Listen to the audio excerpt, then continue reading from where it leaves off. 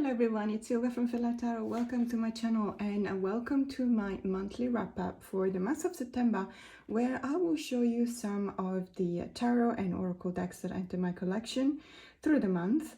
And also we will talk about books that I've been reading and other stuff that really pick on my attention.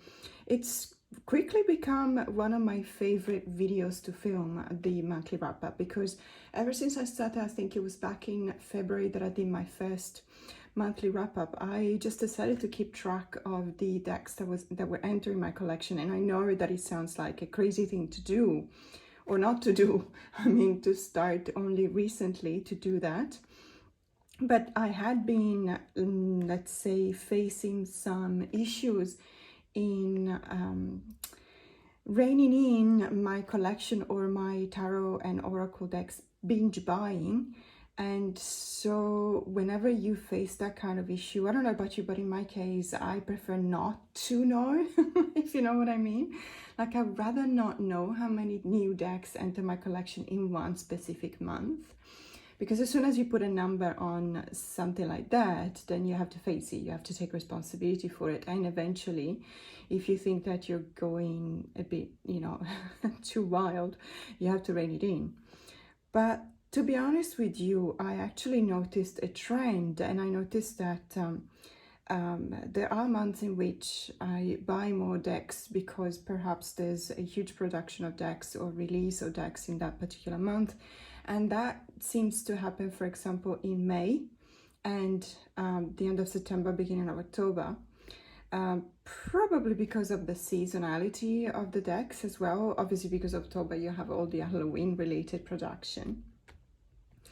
But it also seems to me like I have a method to my buying, and hear me out. So I believe that right now what I'm doing is I'm actually keeping an eye on my collection, and whenever a deck doesn't resonate with me, I always try to bond with it because I want to give it a second chance, and I want to give myself a second chance. And then if it really doesn't, then I end up rehoming it. So the money that I make out of rehoming those decks, that's the money that I use to buy new decks. So I'm actually not spending any, let's say, any money that I will have to, take out of my accounts or my bank accounts in order to buy new decks. And I don't know about you, but that actually seems to be working for me. I found, I don't want to jinx it because obviously as soon as you say something, then it stops working. But I think I found my rhythm, my natural kind of rhythm. And so let's have a look. I did already film a mid-month kind of tarot and oracle deck haul.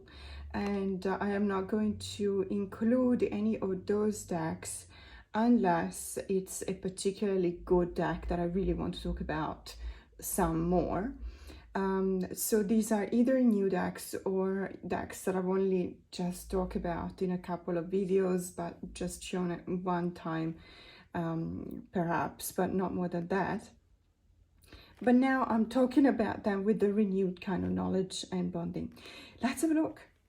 So just quickly, I wanted to talk again about this deck, the Moonology Messages Oracle. I just got it in last week, and I think I already filmed a video with tarot and oracle pairings with this deck, because this is absolutely fantastic. The way in which this tarot deck actually pairs up with the Radiant Wilds Tarot, it really looks as if these two decks were made for each other, even though they have absolutely no, let's say they have not been conceived together.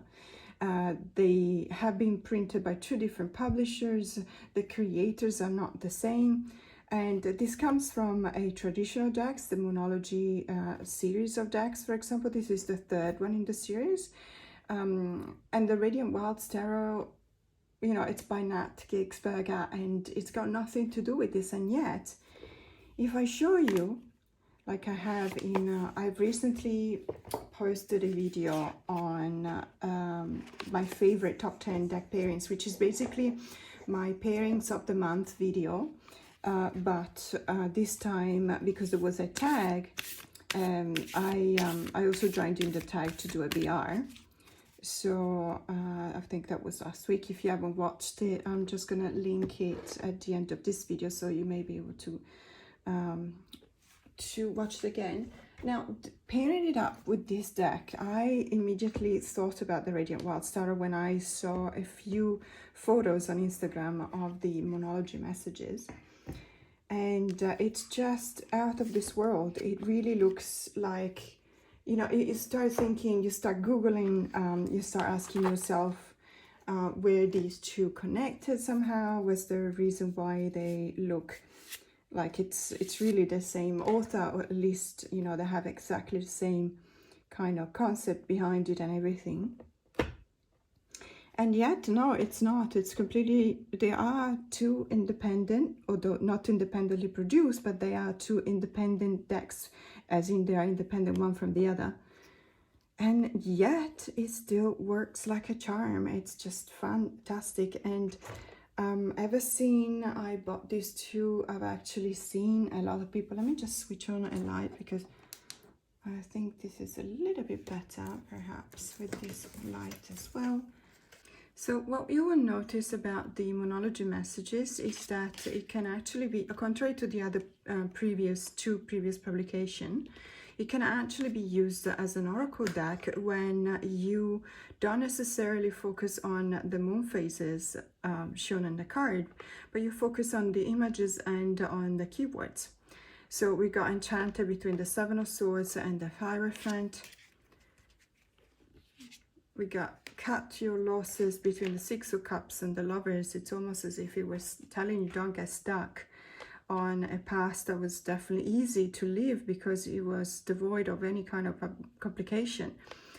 You had been through a loss because the Five of Cups is a loss. There's no two ways around that. It's a minimal kind of loss because if you remember the symbolism of the Five of Cups, you have these, well, depending on the deck, but some of the decks show 2 cups still upright, some other decks show 3 cups still upright, in some cases there's no cup still upright, but in any case you still will suffer the loss, but it's not the end of the world. That's the meaning of the Five of Cups. And so that's why you went into retreat mode. You refused, you seek refuge into the past, that where the cups were still upright and filled with whatever liquid that was, or joy, for example, there was. But this card is telling you to cut your losses because you have a decision to make. So obviously you cannot make a decision if you're still thinking about what you're missing out on. These two decks, you will notice the last time I didn't actually read the cards, as in I wasn't making this kind of readings. I was just showing you the cards. But I really believe that you see support between the Four of Swords and the Chariot card. In order to overcome those obstacles right now, you need to rest. That will give you that kind of support that you need. That it's also time for you to look around you and ask for you know, help from your friends or whomever can support you. So the last time I wasn't doing this kind of reading because it was the first time in which I was pairing it, and I was pairing it on camera. And generally speaking, I like to try on the energies of a deck before I do this type of readings. Mystery between the Six of Swords and the Hermit. You don't know where you're going. Absolutely, it is that kind of unknown mystery. You have embarked upon a journey that you hope is going to take you to a better shore, a better place. But perhaps this mystery will be revealed whenever you just turn into yourself and increase your knowledge. Tap into your intuition and see where it takes you. Take a risk between the Eight of Cups and the Fool. You see how perfect these readings are? So take a risk with the Fool. It's like, yes, the Fool is taking a risk. After the Eight of Cups, in which, you know, the sequence in the Suit of the Cups is that after the Six of Cups, you have in front of you so much choice in the Seven of Cups that it just, you stay there, you look at it and you scratch your head because you really don't know what to do. And then you just decide to leave. And because you feel that there is something broken behind and you have to leave, you have to go forward, you have to find yourself. So take a risk, yes, leave what's broken behind. Take a risk and take a leap of faith. So I could go on forever. These two, and I actually did a session the other day for a client in which we wanted to do some meditation before a reading. And I said, well, you know what, instead of doing the traditional meditation, we're just going to have a look at these two decks together. And whenever I show you the card, and whenever you feel like something is speaking to you, we're just gonna stop and we're just gonna have a look at the cards, and we're just going to think about what they mean to you, what kind of feeling did they trigger in you. And we talked about triggers and glimmers. So triggers is basically a way for your brain to raise the alarms because it recognizes the elements of a situation that constitutes a danger for you. So obviously your brain releases the stress hormones in your body because you need to be on alert. And a glimmer is quite the opposite, is a way in which your brain actually recognizes a situation in which you feel at ease, you feel safe, protected, happy, you know, the good things that you can feel. And there's a possibility to transform when you work, and that's the type of work that sometimes I do with my clients. You need to focus on the elements surrounding the triggering of the trigger, so what makes your brain go haywire and shoot out all the stress hormones, and work on them in such a way that instead of being stuck in the moment of triggering in the unsafe situation, you actually move on to a glimmer. So you move on to a situation that feels safe because you make it safe.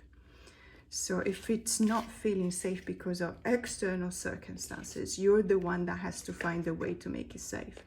And the next time in which you will think about that and your brain will be activated, you will actually remember that you conquered it.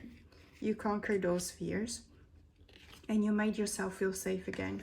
And with time, that will become a glimmer, because from a defeat that triggers a bad memory, you will have a victory that will trigger a glimmer, that will constitute a glimmer. So I believe that whenever we are doing this kind of work on the processing of certain types of memory that stimulates a reaction in our brain, tarot cards like these are perfect, because there is that really strong sense of reminding you of something above and reminding you of something outside of everything that we live in our lives, in our daily lives, everything that is related to issues, obstacles, challenges and problems. It reminds us that there is something other than that, and we need to focus sometimes on that. And I know that you don't solve a problem in your so below by focusing always on the as above, but sometimes you just need to do that. Sometimes you need support, but you also need that kind of rest that can only come when you are completely devoid of any kind of worry. So the Page of Wands, the card of doing nothing, because it refers back to the void moon, and there's a figure, there's a character here, probably meditating or taking in on the universe, you know, the vibes. But the do nothing between the Page of Wands and the Judgment is kind of, tricky, because obviously the Page of Wands is the vitality, is the energy, is the spark of life. Is almost as if it was the inner child in all of us that is in a candy shop and it's just going haywire. That's the energy of the Page of Wands. But doing nothing for a Page of Wands is actually quite hard. However, there is the Judgment card that actually asks us to, you know, take stock of what we've done, take stock of what we have achieved, but also of the mistakes that we've done, because we need to prepare ourselves to, you know, respond to that, to be responsible for everything. So perhaps this energy is used by the Page of Wands to just avoid, you know, avoid taking responsibility. So stop this exuberance for the time being and just do nothing, and because you need to prepare yourself to respond for several things that you've done. So there is so much that we can talk about this deck. I know that you've seen these two decks pair up in all of the platforms in social media everywhere, so I'm not going to go on. but I highly recommend these two. They are extremely affordable. The Monology Messages is by Hay House, the Radiant Wilds is by Rockpool. Either you buy them on your at your local metaphysical store, or if you buy them online. They're mass market and they're very, very affordable. If instead you want to try and pair up the Monology Messages with an indie deck, the Serpent Fire and the She-Wolf Tarot are very good to pair up with this one, but also the Muse Tarot, which is another mass market deck. Let's move on and see what else I've got. So another really beautiful deck that came into my collection this month is the Reflection Mindful Ritual cards, a collection of simple reminders and gentle disruptors. Now this is by a Prism and Fleur design studio. I bought it in a really nice shop here in Sydney. It's called Karma Living. I think they have something like 13 shops throughout Australia. So if you live in Australia, you may be familiar with this shop, or maybe not. In any case, they also sell it in the boutique London. So if you're in the UK or Europe, you can actually get this deck out of the boutique London. It's a really beautiful deck. It's the kind of cardstock that I really like, the papery but silky kind of paper kind of card finish that makes this really cool noise. These are the backs. It's kind of a minimalist deck. The gilding is the very high quality one. So these are messages or reflections, obviously, and there's a little bit of difference to each and every card. You do have some, every now and then, you do have some elements. For example, we got the Eye of Horus, see things as they are, not as you are. That card, I'll just put it here for a second because I want to talk about it. So this deck, I have been using it in a few different ways. Whenever I feel like I need to do some perhaps some meditation, then I just pull out one card, and this card has come a couple of times to me. Then in the different ways, for example, can also be used as an oracle, the way I use it to pair it up with the tarot cards. It can also be used as a send-off message after a reading, and I really like doing that as well. As you can see, it's got a very muted color palette. The font, that's something that, okay, these are very clear, but in some cards the fonts are not that easy to read. Of course, when I try to look for a card to give an example, I can't find any because all of a sudden they're all really clear. So this one is, I can still read that. This one, it says transmuted, but there's others in which perhaps there's a combination of the smaller font or you know, a very light kind of color. I really want to find one because that, well, there you go. I mean, obviously the sentence is repeated, but you can already see on camera that it's not that easy to read. But in any case, it's not, there you go. This is the worst one probably. I don't even know if you can read it. Let me do like this. It says trust your instinct. I understand why this is so difficult to read, because it's made on purpose. So the trust your instinct card, you know, it's not easy, right, to trust your instinct, because many times we tend to think that we're wrong. We tend to think that whatever others tell us is the right thing, because we don't have that much of a confidence in each other. And even though we may work on it, we may look at our achievements and try and understand that we can do stuff, you know, the right way. And in some cases we do have more expertise than others. Or in some cases, we look at our past and the times in which we actually did follow our guts and we trusted our instincts.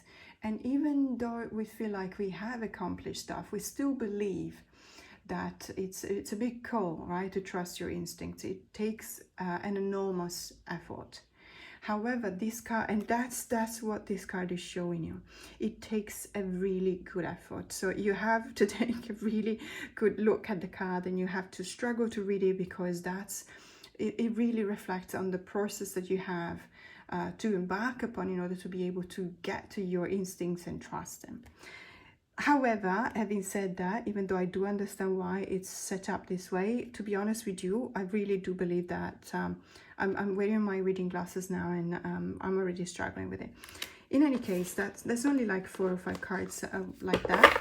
The reason why I wanted to keep this card out: see things as they are, not as you are. So let's talk about projecting.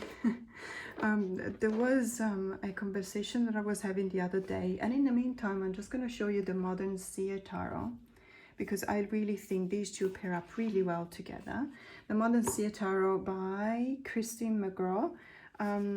Unfortunately, I know some of you have texted me or messaged me to ask me where you can find this. I have to say, after 2 weeks of trying to contact the creator through a different website that actually sells the creator's other work of art, so it's got nothing to do with the tarot, it's an art website, I got nothing, so I really don't know. I'm so sorry. I think it's out of print. It's certainly out of stock anywhere. And even though it was a Kickstarter, and in the Kickstarter page, because you know Kickstarter keeps records of all of the all of the campaigns, really, whether they've been funded or not. Actually, I don't know whether they keep track of the non-funded ones, but in any case, you can still find it in Kickstarter.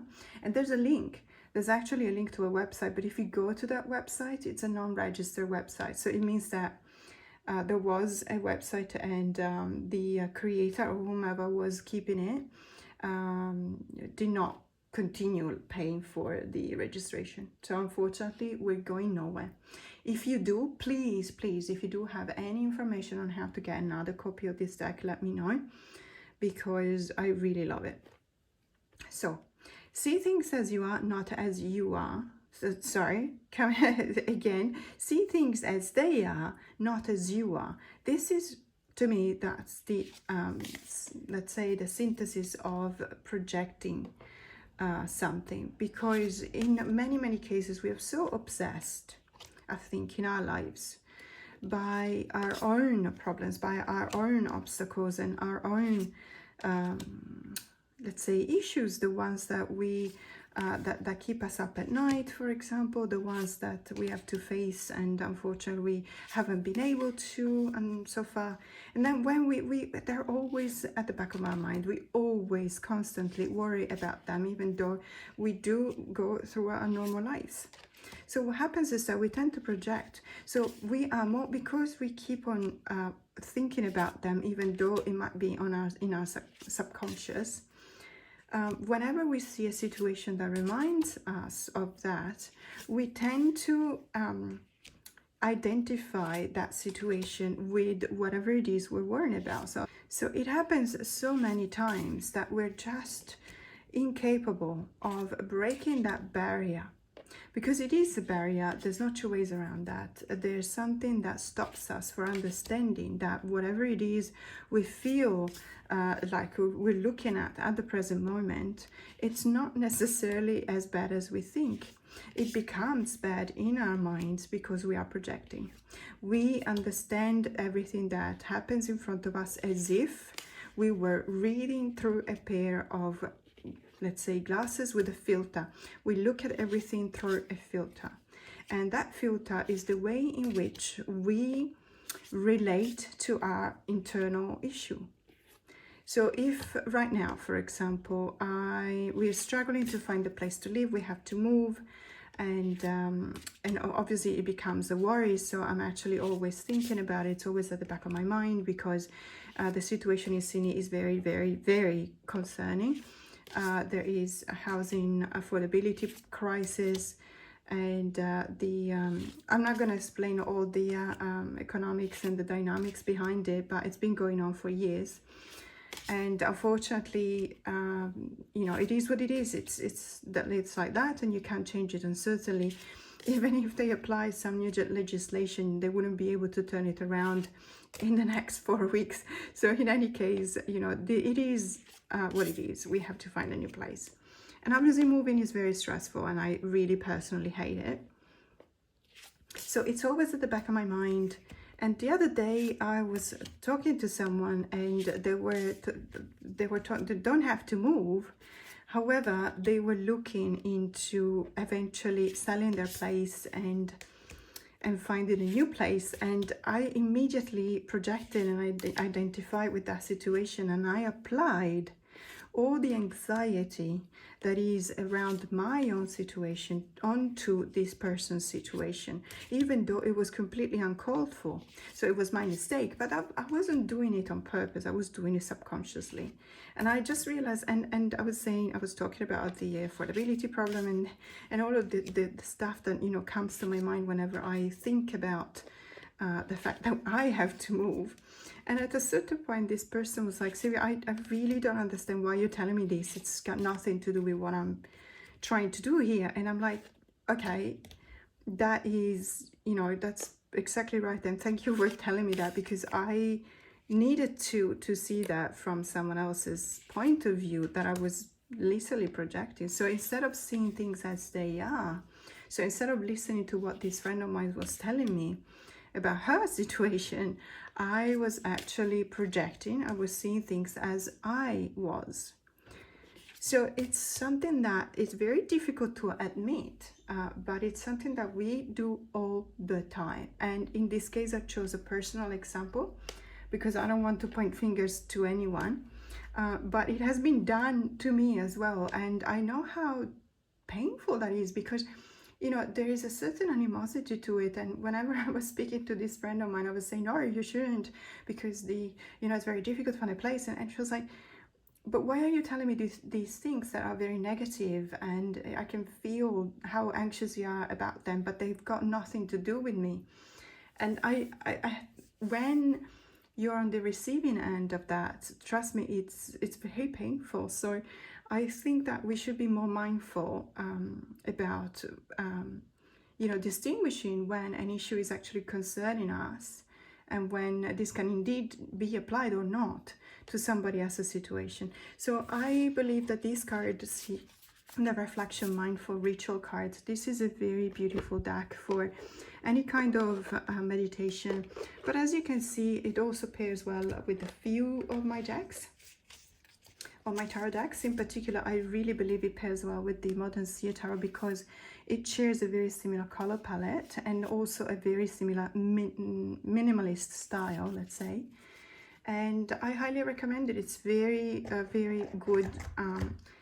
It's not just that kind of deck that tells you, an affirmation deck that tells you something very obvious, let's say. The stuff that is in here can actually be quite sharp as well. So the Reflection Mindful Ritual cards. So the next deck that entered my collection this month recently is the Tarot, not Tarot with the final T, but without it. So Tarot as color. This is from Folger Press, and I have to say it was a very quick shipping. I was really happy. So it ships out of the UK. Folger Press is based in the UK, and it's also the same press or publisher that announced that they're going to be reprinting the Leonora Carrington Tarot, the Major Arcanas. So if you missed out and you don't want to pay $250 US for it, I highly recommend subscribing to the Folger's Press newsletter, because they're actually going to make an announcement soon. This is what they say, they're going to make an announcement soon. Now, this deck, apart from the fact that it's huge, as you can see, it's almost as big as my hand, so obviously it's a bit of a problem for me to shuffle it, in the sense that I cannot. This deck, I feel like it's a very beautiful deck, aesthetically pleasing deck. It's a very abstract deck, so obviously it's not everyone's cup of tea. If you don't like abstract deck, of course you probably don't appreciate this deck. You don't like it, it's not your cup of tea, as I said. This deck, we need to say something though, that it was not conceived as a divination deck. So it was not necessarily produced by the creator with the intent of using it for readings. This is a deck that is supposed to be used for meditation. there is something that I wanted to read to you. So with this deck, you can also purchase a book. Unfortunately, right now it's out of print. I don't know whether it's going to be reprinted or not, but it does come with this little white book that talks about the art, the artist, and the let's say the concept about behind this deck. And this is a quote by the creator.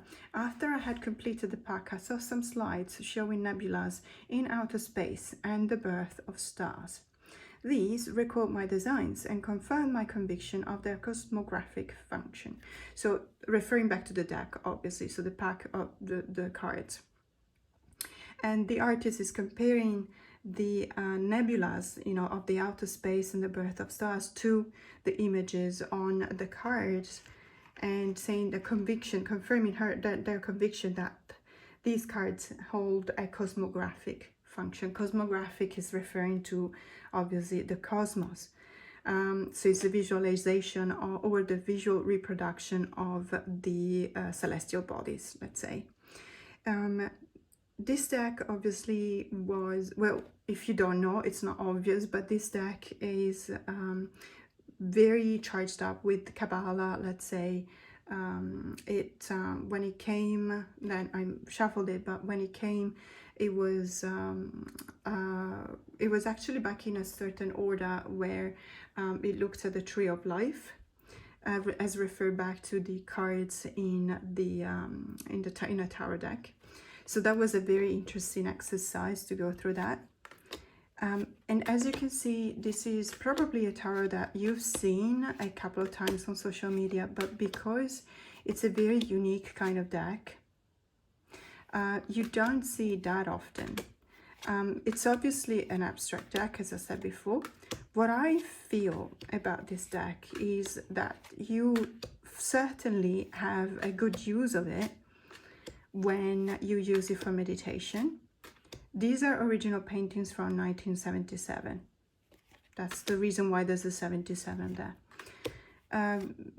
But you can also use it for divination. I actually use it for, let's say, readings rather than divination, because it does convey that spirit that is behind the cards. The meaning of the cards is somehow captured. Not by all of the cards, or at least I wasn't able to, or at least not yet, arrive to understand or see through these images the meaning of the cards they are referring to. Not all of them, as I said, or at least not yet. Perhaps when I'll do another deep dive, I'll be able to see all of the cards. But for now, it's, let's say, half of them, or a bit over half of them, to me are quite clear. If you think of a certain symbology, you will still, the essence of those cards, you will still find it in these images. And that has been an extremely rewarding exercise, if I may say. First and foremost, because it gives you the idea that you're actually bonding with the deck. But on a secondary level, it's also a confirmation that reading a tarot deck, it's not a one-way kind of communication. It's not a one-way business. There's always a bridge. You have a tool for reading, whether it's divination, contemplation, meditation, what have you. You have a tool which is the tarot deck. It's composed of, generally speaking, 78 cards, but it could be more, or it could be less if it's just majors. And then you have yourself. Okay, you bring with yourself all those years of experiences that you have, all of your failures, all of your victories, all of your loves and all of your deceptions, all of the things that make you wake up at 2 a.m. perhaps as well, but all of the ways in which you still get out of bed in the morning because you find a reason to get up. That is what makes you you. When you sit, or even if you stand, but when you stay in front of a deck and you look at it and you prepare yourself to read it, you bring with yourself all of that. All of those experiences are still there with you because they make you who you are. So the way in which you read a deck, when it's an RWS deck and with the, let's say, the traditional iconography, you may think that you're reading symbols. In reality, what you're reading is your reaction and your connection and your recollection, of those symbols as a meaning into your life. That's why in many cases, some cards will mean more to you than others. You'll still be able to read all of the cards if you're a seasoned reader, but some cards will be in your heart because they will remind you of something that you have been through. So I highly recommend having, not necessarily this deck because it's not cheap, but any kind of abstract, or at least one abstract deck in your collection, because an abstract deck does not refer back to traditional symbology. That's the reason why it's abstract, and that will be an exercise for you to understand what part of that card in specific is actually referring back to your specific experiences in connection to that card. I hope I explained myself because it was a difficult concept, and whenever you know a concept in your mind but you don't necessarily explain it, you don't necessarily know whether the first time you explain it, it will be successful, efficient or not. So I hope I did a good job. But I would be interested in knowing whether you agree with that concept or not. So do you read abstract decks? And if so, which ones? Because I'm really getting into them. It's going down and just another rabbit hole for me. But I really appreciate the opportunity this deck has given me. So this is the Tarot as a Color. And another deck that entered my collection this month, but I haven't had time to go through it yet, is the Le Taureau de Marseille Polka. So this deck, I think it's out of print. My apologies about that. Is by France Carte. Maybe they still sell it on Fnac. You know, some French website that ship internationally. I have no idea, honestly. I don't know. I bought it in one of the Facebook groups. It was wrapped up, still factory sealed, so I was quite happy about it. I just had a very quick look. The booklet, the guidebook, is both in French and English, which is very interesting. Hadn't have a look yet, or just to really quickly look through it. And what I found is that it's very helpful when you read with pairs, which is the traditional way, to be honest, of reading Marseille. Marseille is always making association, and there's a lot of things to say about Marseille. Reading directionality, for example, that's the way I read directionality also in RWS, because we look at illustrated, or let's say scenic minors, which Marseille doesn't have, obviously, as you can see, but they are quite quirky, aren't they? These minors, they are not fully scenic, but they're not devoid of any kind of decoration. They actually do have very quirky, gory, almost, very gory, not almost, kind of, okay, decorations. So it's one of those decks that you kind of feel naturally inclined to use during the month of October, because we're thinking about Halloween, obviously, and this is one of those quirky, dark kind of decks, definitely. I saw with pleasure that the guidebook was actually referring back to how to read tarot cards as if in pairs, which is a video that I posted last week, because it's the way in which I actually read and make associations. There's also another book by Debbie Lip, and it's called Tarot Correspondences, and I highly recommend that book if you're an advanced tarot reader, because it really looks at the way in which you can read directionality, and you can read, you know, tarot cards in pairs or even in a trio or triplets, and it's a very interesting way to read. It's a very interesting way to read. So this deck is very quirky. It's dark but quirky. So it's not, because seeing a couple of cards, it reminded me of the Cursed Auguries Tarot, But the Cursed Ogre's Tarot is just dark. Like, I would never say that the Cursed Ogre's Tarot is quirky at all, because it's not. But it's still, you know, so this one is actually dark and quirky. What I wanted to try, now that we're here, and just because I see it and I've got it on my desk, is I want to try and see if I can pair it up. And generally speaking, I would not actually pair up a Tarot de Marseille, but I want to see if it pairs up with the Kuon Oracle, which I bought in Malaysia by Inji Darwish. This is a fantastic oracle deck. I absolutely love it. It comes with a book, a really good book. I am so sorry that this is not, it's very difficult to buy this one because they only sell it, I think, in a Kinokuniya website from Malaysia. And I was hearing some of you actually try to buy it, and the shipping costs to the US were like $100 or something like that. So I'm really sorry. Well, they don't even ship to Australia, so I was lucky enough to actually be there physically at the store and find it there. I had heard about this deck, but what I wanted to show you, let me see if I can zoom in a little bit and move the cards up just a bit. No, maybe a bit more. So these two are, so as I said, I wouldn't generally pair up a Tarot de Marseille with an oracle because of the pips, but because these pips are almost scenic, and in any case they really feel like there's this kind of energy coming out of them. There is a similarity between these cards, and in particular you will see the truncated limbs. For example, in the Humble card from the Kuon Oracle, we see these truncated hands and foot, and it is very similar to many cards that you see in the tarot deck. The color palette is also rather similar.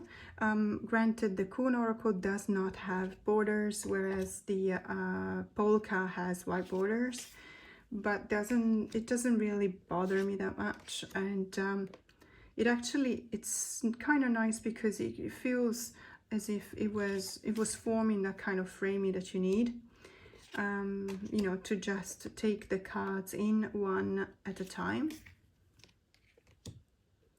And I think that, like in many other cases, you need to let yourself feel the cards.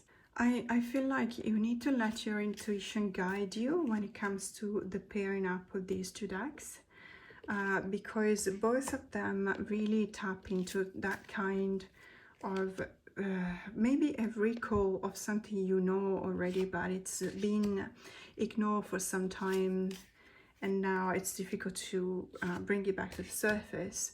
All of these elements that you see are actually something that is already there. It's almost as if it were a seedling. It's almost as if it were something that is ready to spring back to life and to knowledge, let's say, to knowledge. But it's just behind perhaps a thin or perhaps a thick veil, and you just need to access that. This is the kind of liminal kind of readings that I do sometimes whenever there is an oracle deck like this one, not specifically this pair as in oracle and tarot, but this oracle deck in particular is one of those decks that really helps you understand how to do a liminal kind of reading. So liminal, as if you were actually reaching behind this or beyond this veil to gather that knowledge that you know it's there, you know it's within you, but you haven't accessed that for whatever reason in a while, and you need to bring it back. You need to understand how to bring it back. How beautiful is the Dancer in the Desert between the Judgment card and the Two of Wands. Not just aesthetically very pleasing, but it's also the meaning of it. It's almost as if you were waiting for a new life to come. So this card in particular is very strong because we see how there's a person that has been pointed out, singled out, crying, because obviously it's never nice to be singled out for something that is probably quite negative, that is going to happen soon. And then others are in despair, and they're almost praying, they're almost, you know, begging for that negative things that is going to happen not to happen, but there's also someone laughing and pointing. So I believe that this is all of humanity, and it's almost as if we're saying the dancer in the desert, just, you know, step away from all of this, because judgment is the same for everyone. So what's the point of, you know, begging, or what's the point of perhaps making fun of someone else? Because to each their turn, our turn will come. So step away from that and find your own self in this new possibility that will be given to you. And perhaps this will, you know, it will bring you back to consider your life and see it like the Two of Wands has that kind of energy of looking at what you have in front of you, assessing whether it's what you want or not, believing that it's a world that fits to your needs, or is it something that needs to be overcome. So these two are really beautiful. As I said, there's a quirkiness to the polka that is not necessarily in the Kuhn oracle, but there is that kind of sense of liminal space from the Kuhn oracle that works really, really well with the polka. So this is the Tarot de Marseille polka. Another deck that I really liked, and I just received it, is the Tarot of the Enchanted Garden by Rossana Pala. This is one of those really beautiful, luxurious Lo Scarabeo production, a two-part box with very silky kind of feel to it, and the reproduction of the front of the box in the second part, the internal part as well, in a different kind of tint. The cardstock is phenomenal, if you let me say that, you know, related to a Lo Scarabeo deck. I don't think I actually say that very often. And let me also say that this guidebook is very, very good, because the English part, not the other languages part, unfortunately, but the English part refers back to the cards in specific and the images on the card, and explains those images, which is, you know, it's a step forward from the just, you know, reading or telling you the energy of the card.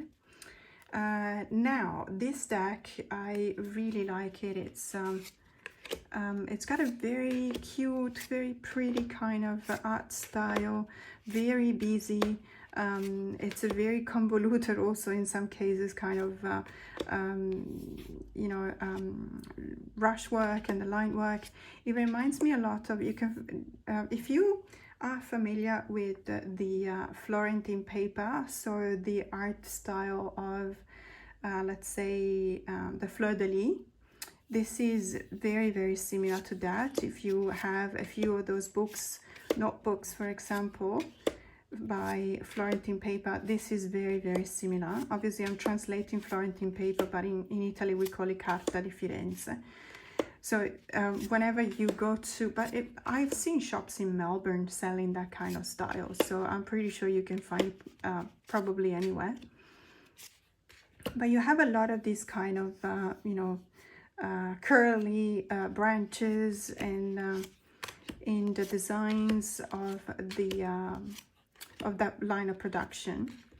And this deck reminds me a lot of that. In particular, see, this is the lion, for example, and the fur, the mane of the lion is literally, to me, it looks like fleur-de-lis. So that's very interesting. I like the fact that it's a very pastel feel to the art style, as a very pastel color feel to it, not necessarily because of the color palette, but because of the line work and the brush work. It's a very beautiful deck. I think I've said that a couple of times already, so pardon my repeating myself, but that's how I feel. And you know, the more I look at it, the more I think that I'm very happy to have this in my collection. It's not something that I'm going to rehelm anytime soon. I have to say, it wasn't easy to find an oracle deck to pair with this tarot. I think I've got something that works, but not necessarily from an artistic point of view, or rather, you know, something that is similar when it comes to art style. It's something that pairs well with this one because of the energy. Because we have here The Journey of a Lonely Soul, also by Lo Scarabeo. This is by Anna Majiboroda and Charles Harrington.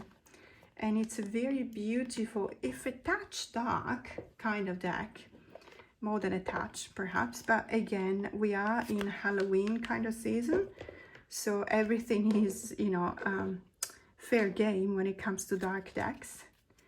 And I really, really like the association of these two together. Let me just see if I can avoid, no, I can't. Sorry about the reflection on the light. I was trying to see if I switch it off perhaps. No, because it comes from the skylight. Okay, fair enough. Sorry about that. Anyway, so we've got, because the cardstock on the Journey of the Lonely Soul is very glossy, so obviously it does catch the light. So what we've got here, we've got that kind of dark energy that is very interesting to use when you're doing some particular kind of work. Okay, so I closed the skylight because it was really bothering me that we couldn't even see the cards from the Oracle deck, and I think that it's a very beautiful Oracle deck, and it deserves to be seen. And also to show you that there are some echoes and resonances in the cards as well, especially when it comes to, as I said before, these curly kind of branches or hair that you can see in the Oracle, in the Oracle and in the Tarot deck as well. So if we really want to look for some similarities when it comes to the artwork, obviously this is a photographic production and manipulation as well. I have no idea whether any kind of AI has been used in the production of this deck, to be honest with you. I think that it was produced before AI became kind of a given, especially when it comes to photographic or photographic looking kind of decks. However, I do believe that there isn't any. So I don't know that. I'm not 100% sure. So if there is, it doesn't feel like it.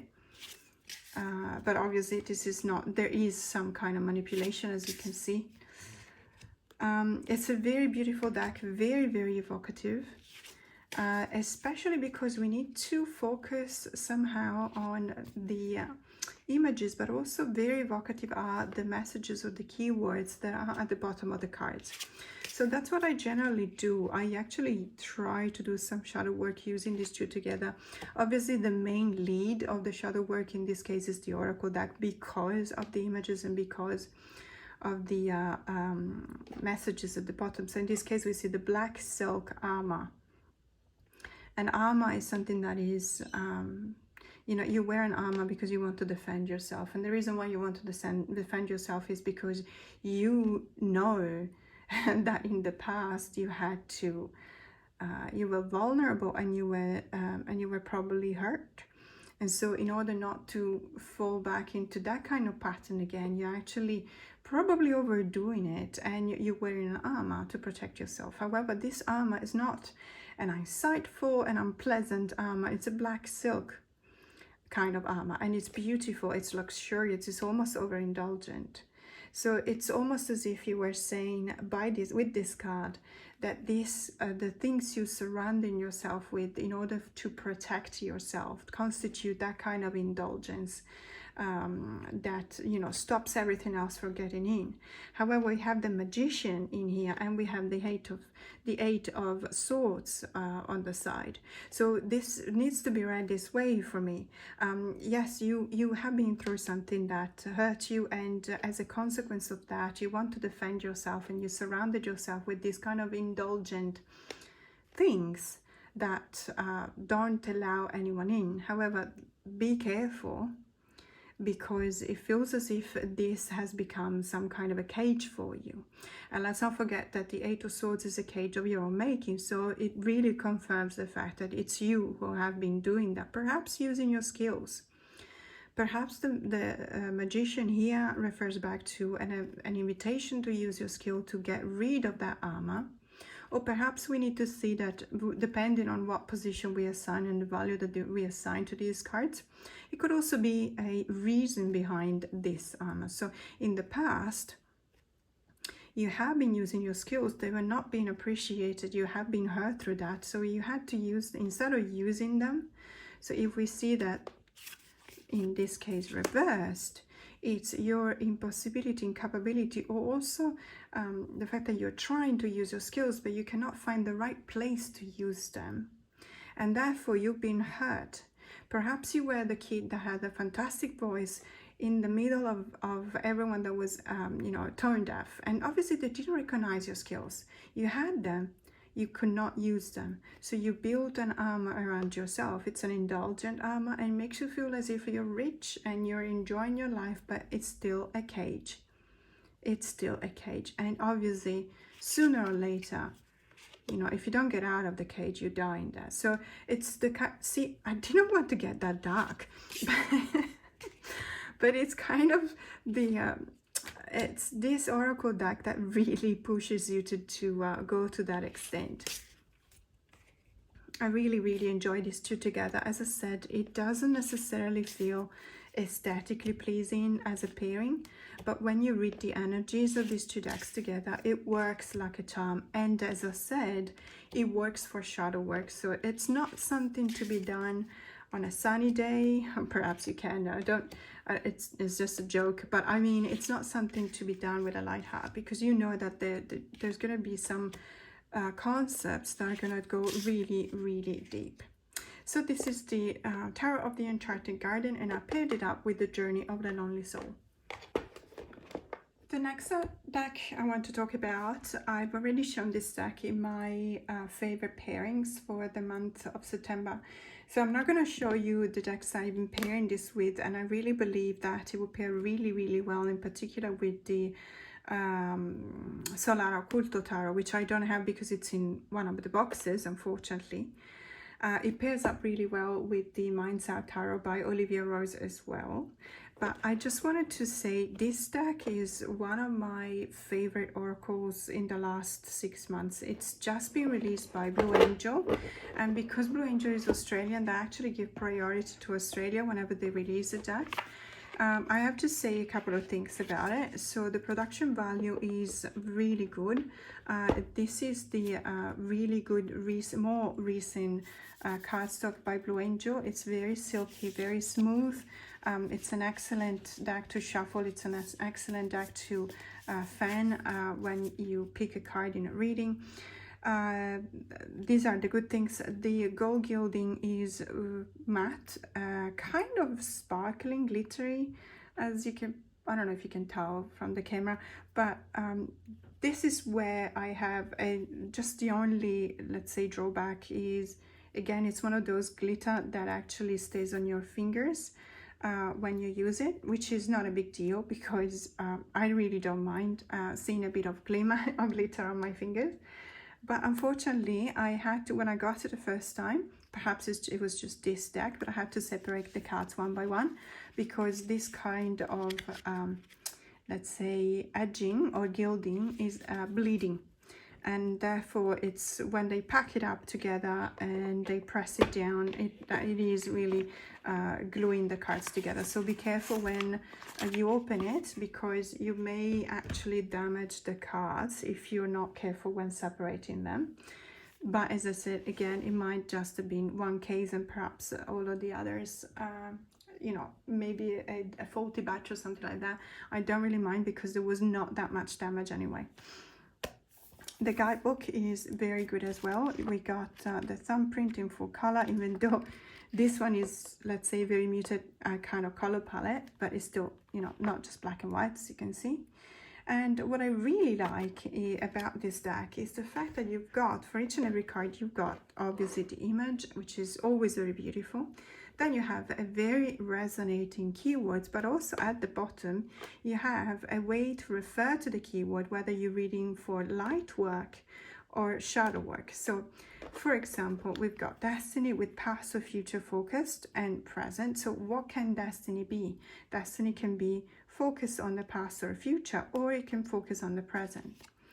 Cycle, that can be read as evolved if you read the light meaning of the word, but it can also be regressed if you read the shadow meaning. Curiosity with curious and bored. Cultivation with nurtured or neglected. Communication with communicative or stifle. Blessings with grateful or unaware. Celebration with mournful or joyous. Create rests with uninspired or creative. So as you can see, for each and every card is a very interesting way to relate to that. So I, generally speaking, when I see a keyword and then a smaller kind of additional kind of keywords, I don't necessarily focus on the second or the third keyword, but in this case, this has to be looked at to understand the way in which you can read the card. So gratitude can be either appreciative in its light meaning or ungrateful in its shadow meaning. You understand? So it's very, very interesting. And whether you choose to read this deck, for example, as reversals, you cannot, because the backs are not, it's not a reversible kind of back. It's really beautiful. But if for some reason you still decide to read this deck with reversals, I highly recommend reading the two keywords at the bottom, because that will give you the upright and the reversed meaning of the cards. Some of these cards are absolutely stunning. They are so, so beautiful.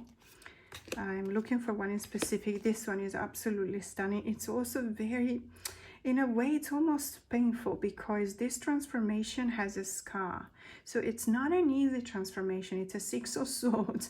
It's not an easy journey, and you're definitely not in a cruise liner. You're in a rocking boat, okay? But you've been through this transformation. You found your wings.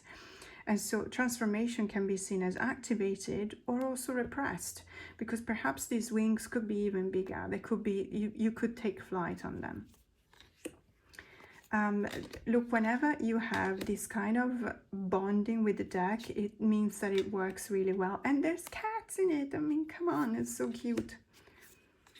I really enjoy this deck. This is one of my favorite cards ever. So relationships, connected or distant. And you see how both these meanings are in the card, because of course relationship, it's a couple. They can be connected because they're still holding each other, but they can be distant because neither one of them is looking at each other. I love this deck, guys. I love this deck. I don't know what else to say. It's one of my favorite decks, whether it's an oracle deck. But you know what, I think that this deck can literally be used for readings, as opposed to, you know, as a center focus between two tarot cards. I really believe that this deck has got it all. You don't necessarily need the help of any other deck to read, to have a very complete kind of reading. And I'm just in awe of what they've done, from the production to, you know, the artwork, and giving a voice to these artists. Because just to give you the names, so this is by Sunshine Connolly, but the artwork is by Anna Noves. I really adore it. It's fantastic. And again, if you have the Solar Occulto, I really believe this one pairs up well with it.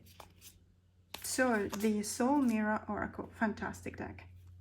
And last but not least, when it comes to decks that enter my collection this month, is the Crystal Grid Oracle. This is the deluxe edition by Nicola McIntosh, published by by Rockpool. There used to be a Crystal Grid Oracle with 36 cards. This is the 72 cards, which is a lot of crystals. And as I said a number of times before, I don't know a lot about crystals, so I don't know whether this is a let's say a deck that will make a crystal connoisseur happy or not. I have no idea. It made me very happy because I love everything about it, and also because it gave me a bit of an excuse to actually get to know crystals a little bit more. So I use this deck in a lot of pairings because it does have that kind of combination of art style, you know, but also the color palette is very good. For example, it pairs up really well. I've got it here, just a second. It pairs up really well with the Zix Arcana Tarot, which is not an easy deck to pair. As a matter of fact, I've actually been doing some kind of a survey on Instagram, asking people to let me know what they use it with, what they pair it with, and I've got a lot of suggestions, and I think some of you actually recommended some decks to pair it with on here on YouTube as well. I am still looking. I think though that some of you actually recommended this, and I tried it out and it works really well. So I'm really happy that I found a deck, an oracle deck to pair up with the Six Arcana, because I love the Six Arcana. It's a beautiful deck. It's worky. It's got really bright colors, very saturated colors, and there's a lot of, you know, contrast in these as well. And so I was talking about this deck, the Crystal Grid Oracle, and the beauty of it is that even if you don't know anything about crystals, you can actually use this deck as an oracle deck by focusing on the keywords. You know, you got release between Judgment and the Seven of Swords. Okay, I'll say, so obviously we've come to the point in which we have to account for all of our actions and respond to and answer to what we've done. And it means that we also have to release that kind of imposter syndrome that we always feel, because we have this card, the Seven of Swords, that can be read like the situation which we did not want to find ourselves into, but the situation made us do something unorthodox, something that we didn't necessarily want to do, but we had no other choice.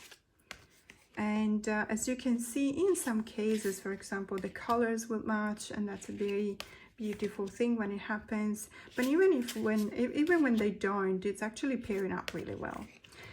So let's focus by focusing on the keywords. As I said before, you don't necessarily need to know the meaning of the crystals. But if you look at the composition of the crystals when you have time, then you will learn something. For example, we got this card, Soul Journey, referring back to the crystal dumortierite. I think I'm pronouncing it correctly, but I have no idea. If I'm not, sorry about that. And we got a bit between the Patron, which is an extra major arcana, by the way, and it's a mirror, so it's referring back to you as a reader, and the Star. So the soul journey perhaps is very much, you know, to be connected with the meaning of the star, because the star functions as a kind of a bridge between the so below and the as above. Intuition, we got breakthrough with Azurite between the Maker, which is another additional major arcana, and the Chariot. And we've got optimism between the Devil and the Hierophant. Okay, that's a hard one to pull. Let me think. How can we see optimism between the Devil and the Hierophant? We can look at the Devil as a card that is actually pointing out at something that we like, but in excess. So optimism will be, instead of rejecting everything, instead of going quitting cold turkey, if you bear with me for this comparison, instead of doing of rejecting everything that we like because we have been indulging it, let's only focus on the positive side of what we like and use them with wisdom. Wow, okay. I don't know if I pulled that off. But, you know, you could read it that way. You could read the Devil. Certainly, you can read the Devil in a positive way with the help of other cards around it. Obviously, not just the Devil card itself. Anyway, so this is the Crystal Grid Oracle paired up with the Six Arcana. So one thing that I really love about the end of September is shopping for Halloween, because all of the shops are displaying all of these items that you know, you'll be using for Halloween. And I particularly went to the reject shop, so it's something that really costs like $1 or $2 Australian per item, and it's absolutely fantastic because you can buy everything you want. And some of these items I might actually reuse next year. I mean, not the candles, because once they burn, they're burned, but this is, for example, a skull candle. How cute is this? It's absolutely fantastic.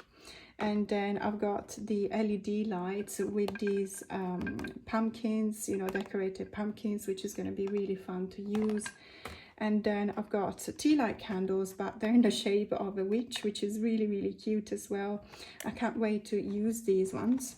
And then when it still comes to candles, for example, I got myself this one, the Hocus Pocus Fortune. And it smells really nice as well. It smells like kind of orangey, which is really, really pleasant. And I've got this cat, which is really cute, you know, that stays on top of things, and it's dangling like that, which is really nice. And then I got another candle. This one here is called the Liquid Luck, which I really appreciate because you can see the wishbone here, and you know, these skeleton hands try and break it. And this one smells like cinnamon and vanilla, and it's absolutely fantastic. It's one of my favorite. And then I've got a candle holder with you know, this Halloween kind of cutout, the Aquarius stone, which is not very Halloweeny, but I got it from the same shop and it was like $2. I'm obviously Aquarius, as you can imagine. I've got this astrological hand, let's say, which is similar to the it's very similar Hansa hand as well, but with different symbols.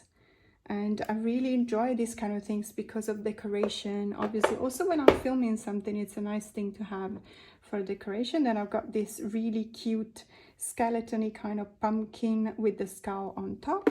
And this one is my favorite, absolutely my favorite. So it's actually really good quality. This is ceramic, so it's not tin. And it's quite heavy as well. It's quite sturdy. The Fabulous Brew, absolutely adorable. And this one was like $5, so it was really, really affordable. So this is the, let's say, my Halloween kind of haul. And now I wanted to talk about books that I've been reading this month, and I'm showing you my Kindle because generally speaking, even though I do prefer physical books, I packed everything, and I found myself thinking that that wasn't very smart, because when I finished one book I wanted to do something else. So I actually bought both versions, the physical one, which is now in one of the boxes, and I actually bought the Kindle one. Now this one is the one that I'm reading right now, but I wanted to show you. Please don't mind the fact that the font is super big, because I normally use reading glasses, but I don't like to use reading glasses all the time when I'm reading. So what I'm doing, I'm actually setting the font to a size that I don't need glasses to read with. So what I've been reading from my library, let me show you. Okay, so the Thursday Murder Club Mysteries by Richard Osman is absolutely fantastic. I really, really enjoyed it. It's basically, let me just zoom in, sorry. It's basically a murder mystery, as you can imagine from the title, but it's located, it's based in a, I think it's a retirement village community, and it's 4 members of this retirement village. Obviously they're all in their late 70s to 80s, and some of them were, you know, working in the secret services. Obviously it's based in England, and it's just absolutely fantastic. A lot of humor, but it's the kind of humor that it's a very kind of, let's say, delicate humor. There is this mystery that is very interesting as well. It's also quite complicated, so you really need to pay attention. It's one that if you like murder mysteries, for example, you like them when they're complicated, because they really spur your interest, obviously. Then I just wanted to recommend this book, Where the Rain Blows Through in Sheets, Stories and Poems by Gary McCartney. Now, Gary is a friend of mine. He's Irish, but he lives in Sydney. We went through a workshop, a writer's workshop together. And so I've been reading, he's part of my Sydney writers group, and I've been reading everything he's been writing for the past 3.5 years. And I highly recommend it because this book is the first one that is self-publishing, so it is on Amazon. And I applaud his effort, because none of us so far, after 3.5 years, actually got to the point of publishing. So it's something that is not an easy feat. So I highly recommend it. It's got a lot of grit. I really, really enjoy it. And then I wanted to show you, but I can't find it here.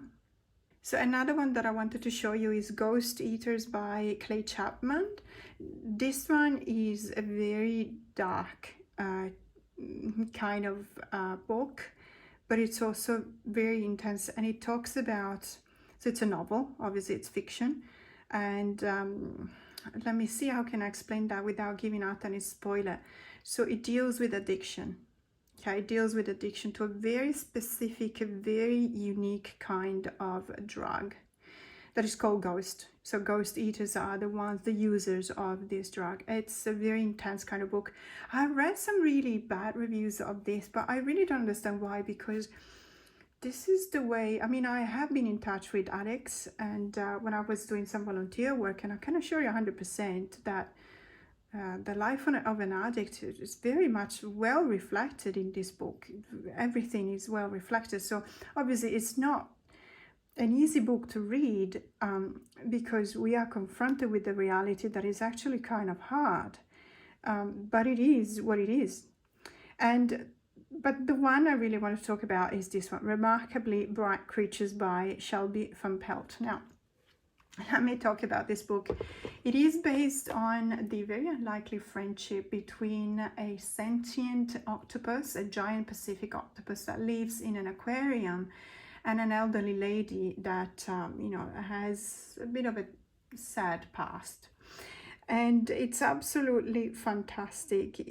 I'm not going to give out again any spoiler. This is something that you can read from the back of the cover, so it's something that you can already find there. But it's also a murder mystery somehow, so there's also that kind of aspect if you're interested by that. It's a book that is full of wisdom, and it's not the wisdom that you find the very kind of obvious, banal, you know, almost trivial kind of wisdom. It's a very, let's say, it's a very strong feelings. It really creates that kind of bond that you want with the book.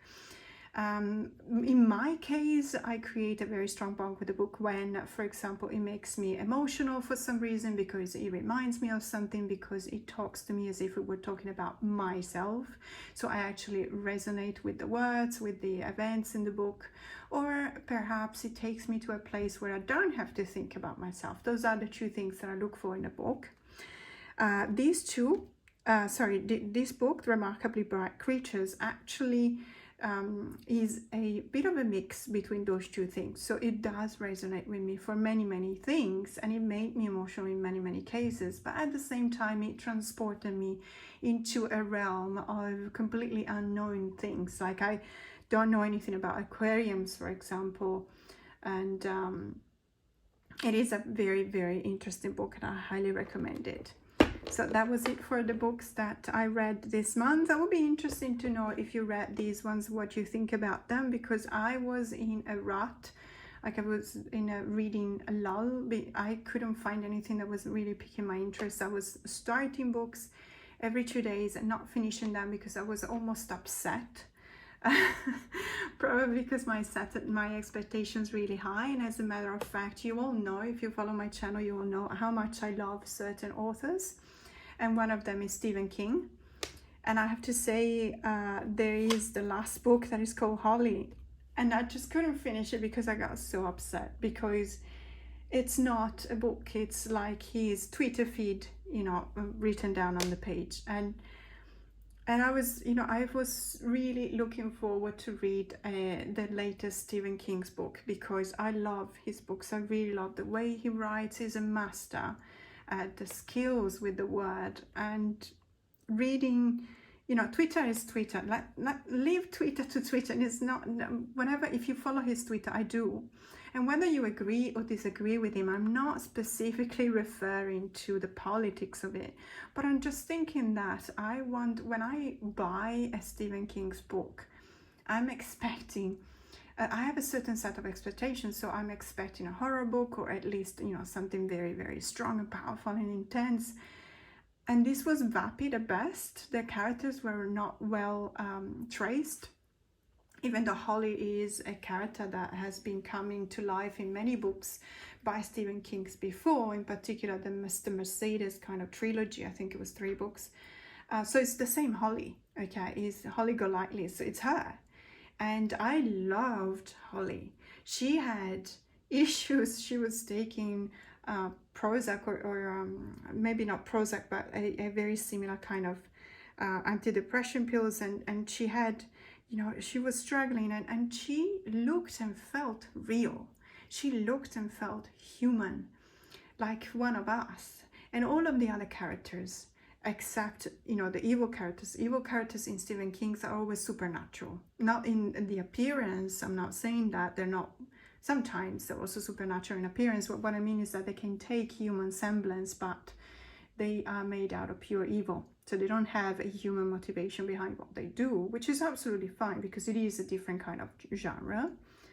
There was nothing like that in this book. It was, and I said I didn't finish it, but I read a fair bit of it. I just got upset towards the end because I felt like it was really failing me. And perhaps it's my fault, perhaps this is a bit controversial. If you love that book, I respect your opinion. Please, I kindly ask you to respect mine as well. I read all of Stephen King's books, many of them more than once. And as I said, his mastery with the word is still there. It's still Stephen King, but again, it's like reading his, you know, his Twitter feed. And I did not pay. I can get Twitter for free, so I don't know why I have to pay $17 Australian to read his Twitter feed. I wanted a book, and I got something that was still okay, but it wasn't something that I needed at that moment. So apart from this rant, if you have any other books that you really love this month, let me know it, because I'm looking for recommendations. The last thing I want to talk about that sums up the month of September for me is this really beautiful set of runes that has been created by a dear friend of mine from the tarot community, Gracie. So she literally just learned how to make these, which is unbelievable because the quality is amazing. And so she reached out to me and she said, you know, tell me what colors would you like, and these are made out of resin, as you can see. And I didn't know, and I said, you know what, just you choose the color, you choose a color for me. And she answered back that she had an idea in mind. She didn't tell me what it was, and but she said also, I think that this really represents you. And when I saw it, I was very emotional because I really think that she's right. She's completely right. So just to show you, because I need to bring it closer to the camera, hopefully the focus will work. So this is basically, obviously she's been chiseling the rune symbol on the top, but in the resin, I don't know if you can tell, she put some small roses. These are, I guess they're roses, but they look like petals of roses. And the energy that gives out with the fact that there's also some kind of fiery energy coming out of these ones. But roses for me are also a symbol, a watery kind of symbol, because they remind me of the energy of feelings and emotions. And so she said, the fact that she said that she made them thinking about me and thinking about the energies that you know, are typical of my personality, since she knows me quite well, that was very nice, because it felt like she really nailed it. So because I do feel like I recognize myself in the fiery energy of the golden letters, for example, but also on the kindness and the watery energy of the petals of the roses. And I really enjoy this set, by the way. It works really well.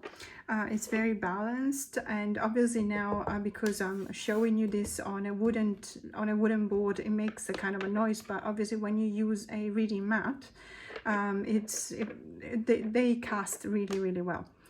So this is, I just wanted to show you this because it was a present and it's something that I really enjoy, and it's a really beautiful set of runes, and I'm kind of hoping that Grace will start selling them on Etsy, because I think there'll be a lot of people interested in them.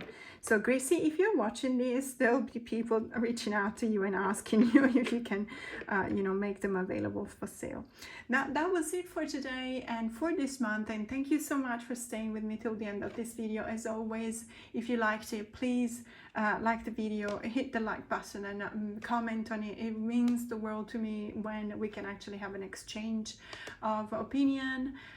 If you haven't subscribed to my channel and you consider subscribing, go ahead. I do my best to post 3 videos a week, which is a lot of work, but I like doing that. So more to come. Have a great day.